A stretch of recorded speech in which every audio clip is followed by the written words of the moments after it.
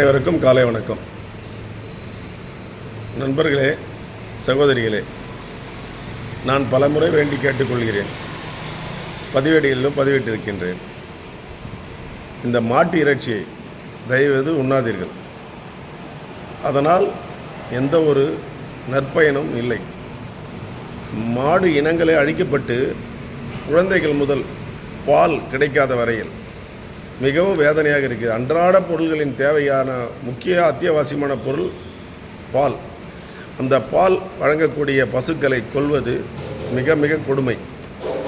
அந்த கறியை உண்பது அதனோட பெரிய கொடுமை. எனவே உண்பதை நிறுத்தினால் கொல்வது நிறுத்தும் என்பதை நான் பதிவிட்டிருக்கின்றேன்.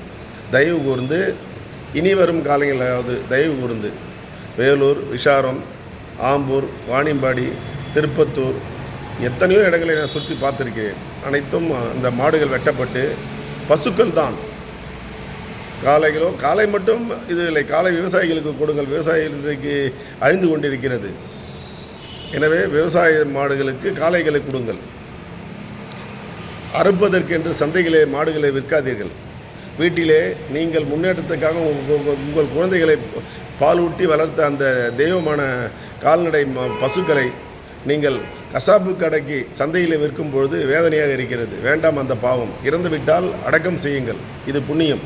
எனவே தயவு கூர்ந்து ஒரு தாய்மையை, ஒரு பெண்ணை எப்படி இறந்துவிட்டால் எப்படி பாதுகாக்க வேண்டுமோ அதே போல்தான் பசுவையும் பாதுகாக்க வேண்டும் என்பது எனது தனிப்பட்ட கருத்து. நான் யார் மனதையும் புண்படுத்துவதற்காக இல்லை. மாட்டு இறைச்சியை உண்பவர்கள் தயவு கூர்ந்து உண்ணாதீர்கள். நீங்கள் உண்ணாமல் இருந்தால் கொல்லாமல் படுவார்கள். கொல்லப்படாது, மாடுகள் கொல்லப்படாது என்பதை தான் வலியுறுத்துகிறேன். நன்றி, வணக்கம்.